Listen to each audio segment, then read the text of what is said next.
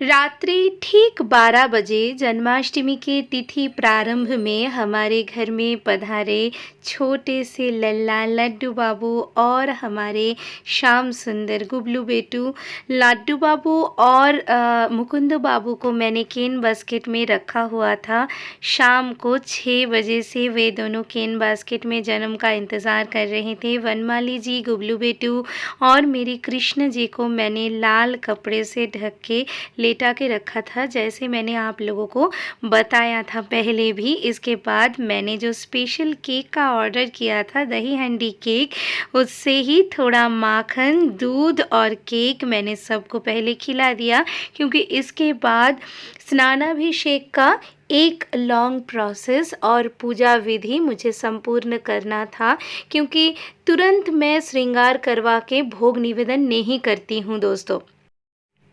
राधे राधे दोस्तों, welcome back to my channel my life with Gopala. आशा करती हूँ श्री बांके बिहारी जी की कृपा से आप सब अच्छे होंगे। दोस्तों, इस वीडियो में जन्माष्टमी सेलिब्रेशन का पार्ट 1 आप लोगों के साथ मैं शेयर करूँगी। इसमें सिर्फ आप लोगों को लल्ला के स्नानाभिषेक का संपूर्ण प्रक्रिया विथ मंत्रास दिखने को और सुनने को मिलेगा, क्योंकि दोस्तों ये अभिषेक प्रक्रिया कभी भी आप लोग घर में कर सकते हो मंत्र के साथ। सिर्फ लल्ला का जन्म आप लोगों को नहीं करवाना है। यहाँ पे लल्ला को खीरा से मैंने जन्म करा दिया था, नाल भेदन हो गया था सिक्के से, और मैंने ये सब सामग्री इकट्ठा कर लिया है। यहाँ पे पंचामृत के लिए दुग्ध, दही, घी, मधु, शर्करा यानी कि गुड़ का पानी, मीठा पानी, मैं चीनी का इस्तेमाल नहीं करती हूँ, और शुद्धोदक हैं। यहाँ पे फलोदक हैं। फलोदक में मैं केला का जूस निकाल के रखा था, मैंने ड्रैगन फ्रूट का जूस निकाल के रखा था, सीताफल का जूस निकाल के रखा था, और इसके साथ मैंने लिया था डाब का जल यानी कि ग्रीन कोकोनट वाटर। सभी सामग्री में मैं पहले तुलसी जी का पत्र निवेदन करूंगी। यहाँ पे बड़ा तुलसी जी का माला है, पुष्प है पुष्पाभिषेक के लिए, ड्राई फ्रूट का माला है, धारा स्नान के लिए छेद युक्त पात्र है, फल हैं, पुष्प हैं। यहाँ पे पहले मैंने लल्ला का और मुकुंद बाबू का आरती उतारा, और उसके बाद मैं उनको पहले ही कमल का फूल, कमल का पुष्प निवेदन करूँगी। ये बहुत ज़रूरी होता है दोस्तों। उनको पहले मैं आरती दिखाऊंगी, तिलक करूँगी, जो कि खास तिलक होता है केसर चंदन तिलक, उसके ऊपर अक्षत निवेदन करूँगी, और उसके बाद उनको लोटस का फूल मैं निवेदन कर दूंगी। उसके बाद स्नानाभिषेक का प्रक्रिया शुरू हो जाएगा। घर में लड्डू गोपाल जी का श्री विग्रह लाने के बाद आप लोग ये प्रक्रिया ज़रूर कर सकते हो दोस्तों। यही स्नानाभिषेक का सटीक प्रक्रिया है। सिर्फ आप लोग जब लड्डू गोपाल जी को लाओगे तब जन्म करवाना नहीं है। यहाँ पे मैंने थोड़ा थोड़ा करके सुगंधी गोपी चंदन दोनों लल्ला के ऊपर निवेदन कर दिया। आरती के बाद मैं पहले लल्ला को शुद्ध जल से यानी कि शुद्धोदक से नहलाऊंगी। उसके बाद पंचामृत से अभिषेक होगा, फलोदक से अभिषेक होगा, फलोदक यानी फल के रस से अभिषेक होगा, फिर लल्ला का पुष्प से अभिषेक होगा, और फिर धारा स्नान होगा, सहस्त्र धारा स्नान। और मैं सीधा सीधा मंत्र में चली जाती हूँ दोस्तों। लल्ला के ऊपर गंगाजल मिश्रित पानी यानी कि शुद्धोदक चढ़ाते हुए बोले, ओम श्री कृष्णाय नमः, गोविंदाय नमः, शुद्धोदक स्नानं समर्पयामि। क्लीं कृष्णाय नमः, आचमनीयं समर्पयामि। ओम श्रीं ह्लीं क्लीं ग्लौं देवकसूत गोविंद वासुदेव जगतपते देहि मे तनयं कृष्ण त्यामहं शरणं गता। ओम नमः भगवते तस्मै कृष्णाय कुण्ठमेधसे सर्वव्याधि विनाशाय प्रभ माममृतं कृधि। लड्डू गोपाल जी को शुद्ध जल निवेदन करते समय पहले उनके दोनों चरणों में जल अर्पण करिए, फिर दोनों हाथों में, फिर दोनों कंधे पर, फिर श्री मस्तक के ऊपर से जल निवेदन करिएगा दोस्तों। यही रीत होता है।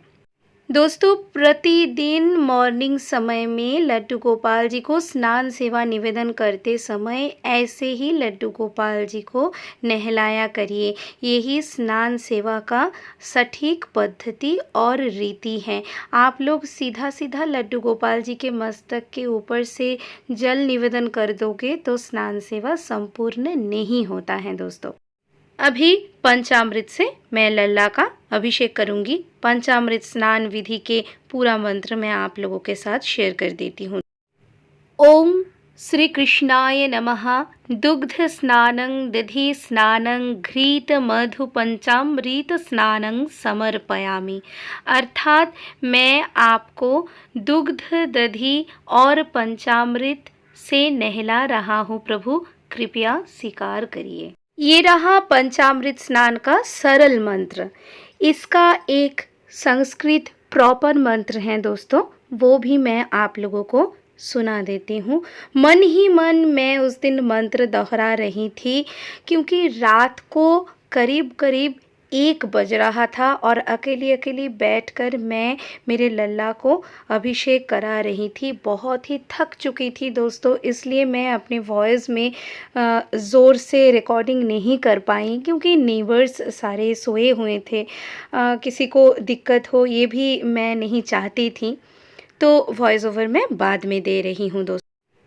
पंचामृत स्नान का प्रॉपर संस्कृत मंत्र है पयो दधि घृतं चैव मधु च शर्करायुतं पंचामृतं मया नीतं स्नानार्थं प्रतिगृह्यताम्।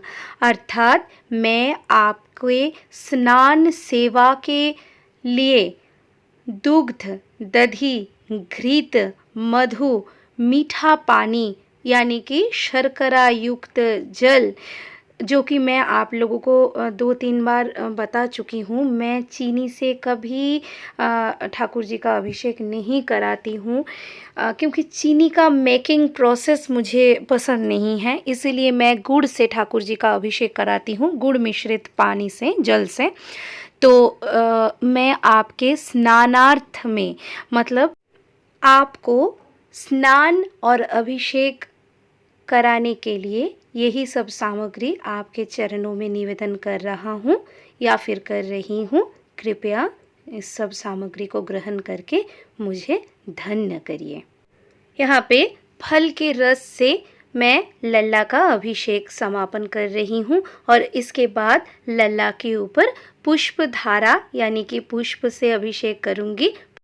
हमारे श्री लालन को पुष्प अभिषेक कराते समय ये मंत्र का जाप कर सकते हैं दोस्तों। माल्यदीनि सुगंधीनि माल्यत्यादीनि वे प्रभु मया हृतानि पुष्पाणि पूजार्थं प्रतिगृह्यताम्। ओम भगवते वासुदेवाय नमः। ओम नमः भगवते वासुदेवाय नमः। ओम नमः भगवते वासुदेवाय नमः। ओम श्री कृष्णाय गोविंदाय गोपीजन वल्लभाय नमः। ओम श्री कृष्णाय नमः। ओम नमः भगवते श्री गोविंदाय नमः। गंगा सरस्वती रेवा पयोष्णी नर्मदा जलै स्नापितसे मया देव तथा शांति कुरुष्व मे। सहस्रधारा स्नान का अर्थ है मैं आपको सभी विशेष नदियों के जलधारा से स्नान अर्पण कर रहा हूँ या फिर कर रही हूँ। कृपया ग्रहण करके मुझे शांति प्रदान करिए। श्रीखंड चंदनं दिव्यं गंधाढ्यं सुमनहरं विलोपनं सूरसृष्ट चंदनं प्रतिगृह्यताम्।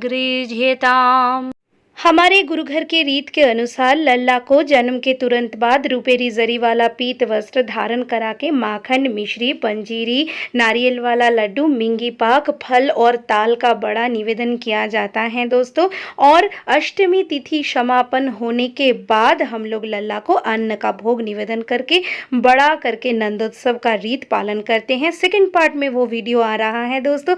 राधे राधे, श्री कुंज बिहारी, श्री हरिदास।